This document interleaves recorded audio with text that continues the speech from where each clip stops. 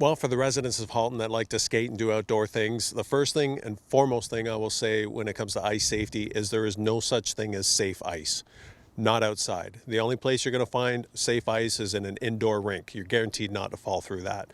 Any outdoor ice, there's always going to be a risk, no matter how thick it is, there's going to be that risk. As far as ponds like this one behind me go, you need to check your local regulations. If this is town property, it may be signed that you're not to use it for anything, which precludes you from going out onto the ice to begin with. But if you decide to do that, you have to take some precautions.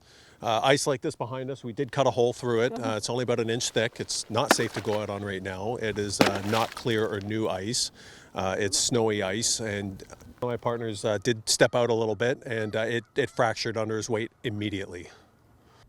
Ice should be at least 15 centimeters before venturing on it alone, 20 centimeters for group activities like hockey, or 25 centimeters before driving a snowmobile on it. If you're going out for a walk alone near any sort of body of water, Constable Thurston reminds that even if you're not venturing out on the ice, remember the walkway around it may be slick.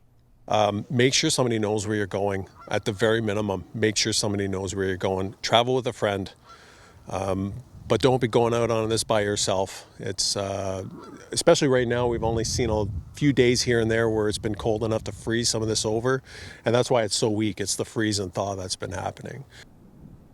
The Marine Unit has been actively educating the public about these dangers. Just last week, they halted several hockey games from being played on this ice in Oak Haven Pond that is now unsafe. Since October 2020, 6 children have died in North America after falling through unsafe ice, including an 11-year-old boy from Milton last month. If you find that you've fallen through the ice, if you're by yourself, if you fall through, water's going to be cold. You have to not panic. As ridiculous as that sounds, if I fell through, I would be panicking.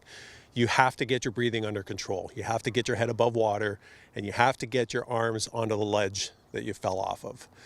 A lot of people might urge to say, try to get out of a pool. You can't do that with the ice. The ice might just snap underneath you again. So your best bet, get your arms up on the ledge, and if nothing else, they may at least freeze into position. That way you're attached to something solid and help can come. You want to call for help? If that's all you can do, that's a start. If you can manage to kick your feet up and get your body horizontal and slowly crawl out onto the ice, stay prone, stay flat, start crawling towards shore where you came in, keep your weight spread out, crawl or roll back towards shore. And then obviously you need to get help. Because of that cold water, there's always a concern for hypothermia, cold shock, so you do need to most likely go to a hospital.